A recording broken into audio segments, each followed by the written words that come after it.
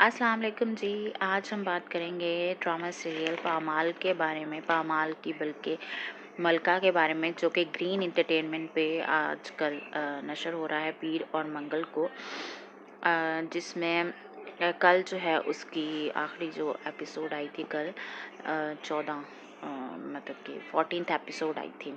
तो कल तक जो हमने ये ड्रामा देखा है उसमें मुझे नहीं लगता कि रज़ा का जो किरदार है वो इतना साइकोटिक है, या उसको जो पेश किया गया है, अगर उसको साइकोटिक पेश किया गया है तो बिल्कुल भी वो साइकोटिक नहीं है। हमारे तो ज़्यादातर जो मर्द हैं होते हैं, ज़्यादातर जो हस्बैंड होते हैं एशिया के, हिंदुस्तान, पाकिस्तान, बांग्लादेश वगैरह के, ऐसे ही होते हैं। बल्कि वो तो बहुत सी बातों में बहुत जगह बहुत पॉजिटिव है, बहुत ज़्यादा सपोर्टिव भी है, हर जगह बल्कि सपोर्टिव है। हाँ, मलका की गलतियों पे वो रिएक्ट बहुत ज़्यादा करता है, हार्श बहुत ज़्यादा हो जाता है, गुस्सा बहुत ज़्यादा करता है, उसका कंट्रोल बहुत ज़्यादा है अपनी बेगम पे। तो ऐसे तो मर्द भरे पड़े हैं पाकिस्तान में।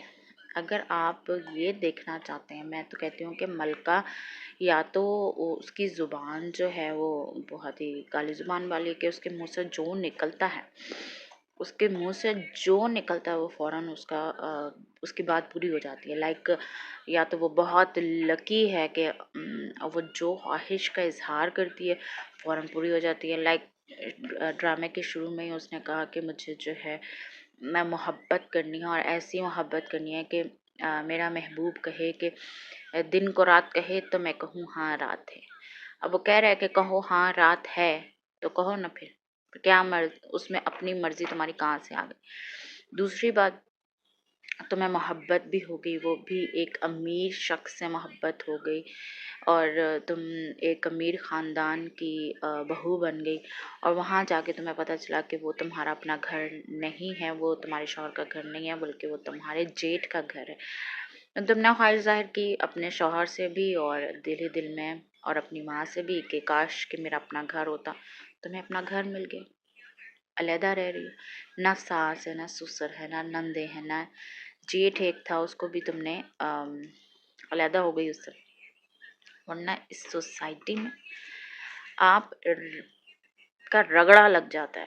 शौहर से ज़्यादा आपको उसके घर वालों का दिल जीतना होता है। उसके घर आप तो शौहर की इतनी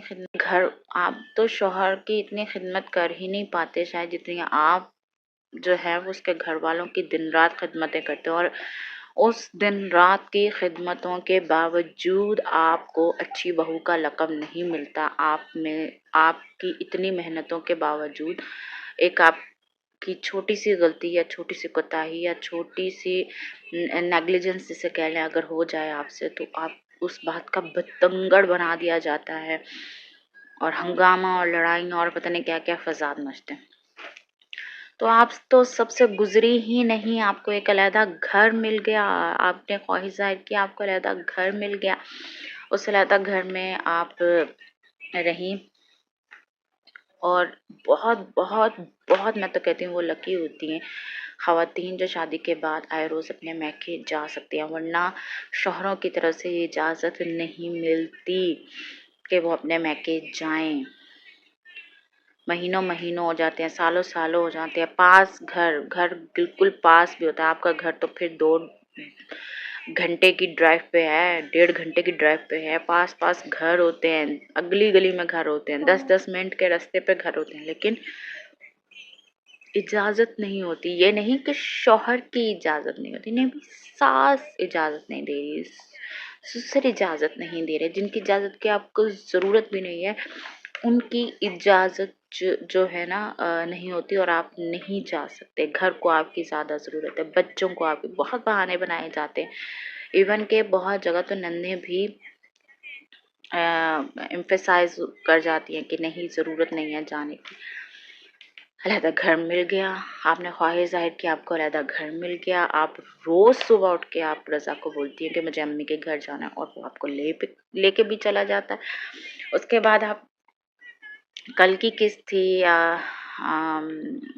परसों वाली किस्त थी, जिसमें आपको पता चलता है कि आपका सेकंड बेबी होने वाला है और आप कहते हैं कि मुझे ये बेबी नहीं चाहिए। आप रज़ा को बोलती हैं, लेकिन रज़ा जो है वो आपको समझाते हैं कि नहीं भी हम कर लेंगे, सो के कोई मसला नहीं, जबकि घर में आपके मुलाजम। अच्छा, ये भी पता चले कि बहुत से ऐसे घराने भी हैं जिनमें घरेलू मुलाजमा नहीं होती। औरत को मर्द के कपड़े भी धोने होते हैं, उसका खाना भी बनाना होता है, घर का झाड़ू पोछा भी करना होता है, और वो इसी में 5-5 6-6 बच्चे भी पैदा करती हैं। फिर भी उनके मुंह से मैंने ये नाशुक्री के अल्फाज कभी भी नहीं सुने, कभी भी उनको ये दुख रोते हुए नहीं देखा, कभी भी उनको मासूम बनते हुए, अपने पे तरस खाते हुए नहीं देखा। दूसरा मलका, क्योंकि पता नहीं हम शादीशुदा हैं या बहुत सी शादीशुदा औरतें जो हैं वो मलका से कनेक्ट इसलिए नहीं कर पा रही क्योंकि उनको ये दुख लग रही नहीं है भाई। उनको तो ये लग रहा है कि ये तो काश के हम होते अलग घर में, काश के हमारा शौहर हमें हमारे मुंह खोलने से पहले ये सारी लग्जरीज जो हैं वो हमारे सामने ला के रख दे, तो हमें कहने की ज़रूरत ना पड़े। वो अपनी बेटी के, वो किचन में खड़ी है, लंच बॉक्स बना रही है और उसका जो शौहर है वो अपनी बेटी के बाल बना रहा है, उसका बैग तैयार कर रहा है, उसको स्कूल लेके जा रहा है। मतलब क्या चाहिए तुम्हें? चलो तुमने दूसरे बेबी का बोल दिया कि मुझे नहीं चाहिए, तो अल्लाह की तरफ से वो भी तुम्हारा पूरा हो गया कि तुम नई जिम्मेदारी उठा सकती थी, तो वो तुम्हारा मिसकैरेज हो गया। मतलब जो तुम बोलती हो तुम्हारी हर चीज़, हर डिमांड पूरी हो जाती है, और जब पूरी हो जाती है तो तुम फिर कोई दुख लेके उसको रोने लग जाती है। तुम्हारा मसला ये है कि तुमने रोना है, तुम्हें किस वजह से दुखी दिखाया जा रहा है, क्यों तुम्हें एज अ हीरोइन पोर्ट्रेट किया गया है, आई रियली डोंट नो। फिर आप जो कहती हैं अपनी माँ से, जब आप उसको स्कूल लेट छोड़ के स्कूल लेट हो जाती हैं अपनी बेटी को ले जाने में, एक तो मुझे ये नहीं समझ में आता कि आपके पास मोबाइल क्यों नहीं होता टाइम देखने के लिए, या आपने घड़ी क्यों नहीं पहनी हुई है मोबाइल, अगर जेठानी ने पहनी हुई है तो तुमने क्यों नहीं पहनी हुई? क्यों जिम्मेदारी इतना कुछ होने के बावजूद इतना you are not a responsible person at all. आप तुम कहीं भी रिस्पॉन्सिबिलिटी तो तुम में कहीं नजर ही नहीं आती कि तुम कहीं तो रिस्पॉन्सिबिलिटी दिखाओ अपनी, कि मैं एक जिम्मेदार लड़की हूँ, मैं एक जिम्मेदार माँ हूँ, मैं एक जिम्मेदार बीवी हूँ। तुम कहीं इतनी बचकाना हरकतें करती हो कि तुम पे गुस्सा आता है। चलो तुम लेट हो गई, तुम बच्ची को लेने नहीं गई, अगर आके उसने डांट भी दिया, अब तो तुम्हें उसकी डांट की आदत हो जाएगी। खुदा हंसा, वो मारता पीटता तो नहीं है ना? अगर उसने डांट दिया, पूछ लिया, डांट लिया, यहाँ पे तो हमारी माएँ इतना डांट देती हैं, हम आगे से खी खाका करके निकल जाते। उसने डांट दिया तो अपनी माँ को फोन करके कहते हैं कि जी, उसने जब डांटा तो माँ को फोन करके बोलती है मैं नहीं रहना चाहती, मैं इस बंदे के साथ नहीं रहना चाहती, माफी मांग ली है तो क्या हुआ? ये हुआ कि ये माफी भी नहीं मांगी जाती, इस माशरे में माफी नहीं मांगी जाती, यहाँ लोग माफिया नहीं मांगते। यहाँ कहते हैं कि बिल्कुल ठीक किया, लेकिन वो एहसास करता है, वो बोलता है कि मैंने गलत किया और उसने माफी मांग ली। तो आप क्या चाह रही थी कि मैं अपनी माँ से क्या कह रही थी कि मैं आजाद होना चाहती हूँ? लो आजाद। करप्शन केस में पकड़ के ले गई पुलिस, अब जी लो अपनी जिंदगी। जो तुम मुंह से निकालती हो ना मलका, वो तुम्हारा पूरा होता है। तुम बिल्कुल भी एक दुखी औरत नहीं हो, तुम बिल्कुल भी पोर्ट्रेट नहीं कर रही पाकिस्तान की एक मैरिड दुखी औरत को। इस औरत को दुखी बिल्कुल भी नहीं कहा जा सकता, इसने कोई दुख नहीं झेले, कोई दुख नहीं देखा। हाँ, आगे वाले एपिसोड्स में हो सके तो हो सके, लेकिन अब तक you live more than better life from thousand of womens. अच्छा, इस ड्रामे से हमें क्या सबक दिया जा रहा है ये भी ज़रा आप मद्देनज़र रखें कि इस ड्रामे से हमें हमारी आजकल की जो जनरेशन है वो वैसे शादी से बहुत घबरा रही है, बहुत डरी हुई है। आजकल न्यूज़ में इतना कुछ बताया जाता है, अल्लाह माफ़ करे जो लोग अपने घरों में हैं, जो बच्चियां अपने घरों में अच्छे और नेक और शरीफ उनको बंदे मिले हुए हैं, या जो लड़कों को अच्छे नेक और शरीफ बच्चियां मिली हुई हैं, तो उनसे तो बेहतर ज़िंदगी में मैं कहती हूँ कि नेमत कोई नहीं है। क्योंकि आजकल का दौर इतना बुरा चल रहा है कि शादी के लफ्ज़ से इस रिश्ते में बनने से ही खौफ आता है कि पता नहीं अगली फैमिली कैसे होगी, अगले लोग कैसे होंगे, चाहे वो लड़की की फैमिली हो चाहे वो लड़के की फैमिली हो। हम लोगों को बहुत मैंने के लोग जो है ना बेहिस हो गए हैं इस मामले में कि किसी को कत्ल कर दें, किसी का गला काट दें। मतलब कि लोग जो हैं उनमें वो एहसास ही नहीं रहा कि दुख देना, तकलीफ देना तो बहुत दूर की बात है। अब तो बस सीधा मरने मराने पे ही आ जाते ना लोग। तो ये भी बहुत बड़ी बात है कि अगर किसी को शरीफ मर्द मिला हुआ है जो कहीं मुंह नहीं मारता, कोई शरीफ औरत मिली हुई है जो अपने शौहर की वफादार है। खैर, तो इस ड्रामे में एक लेसन जो हमें दिया जा रहा है ना, वो बर्दाश्त, मैं कहती हूँ कि नहीं पहले जो है ना तलाक की जो रेशो है ना वो बहुत ज़्यादा हो चुकी है। लड़कियों के लिए ख़ास तौर पे इतने हाई वो ना सेट करें कि जो है मर्द जो है वो आपको फूलों की तरह रखेगा, आपकी मर्जी से चलेगा, आपके सामने उफ नहीं करेगा, आपको अलहदा रखेगा।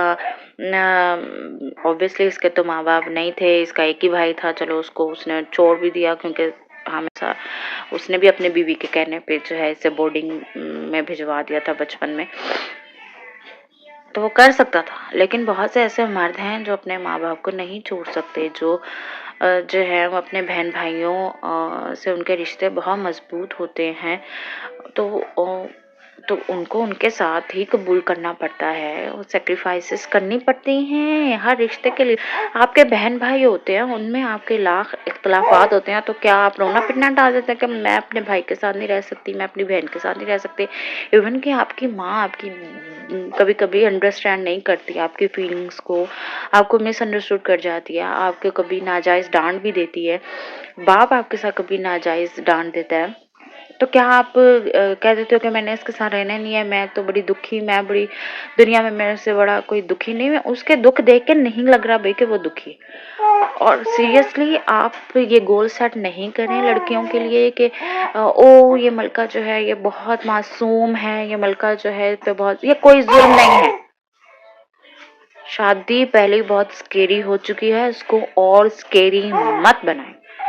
मतलब कि आप इसको स्केरी इस तरह बना रहे हैं ड्रामा पोर्ट्रेट करके कि लड़कियां की पहले ही बहुत डिमांड है भाई, उनको जो है वो कार वाला ही लड़का चाहिए, उनको गाड़ी वाला लड़का चाहिए, उनको ब्रांडेड गिफ्ट्स देने वाला ही लड़का चाहिए, उनको अलहदा रखने वाला ही लड़का चाहिए, उनको मैम हाँ में हाँ मिलाने वाला ही लड़का चाहिए। उससे ज़्यादा आप और क्या करे, क्या कर सकता है एक आदमी अपनी बीवी के लिए?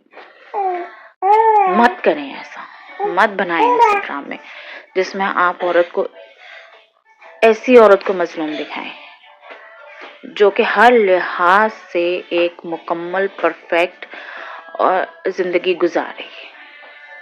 खुदा का वास्ता बस कर दें। इस माशरे में पहले ही हिर्स, हवस और खुद तरसी बहुत भरी पड़ी है। और ज्यादा औरतों में ना खुद तरसी मत पैदा करें।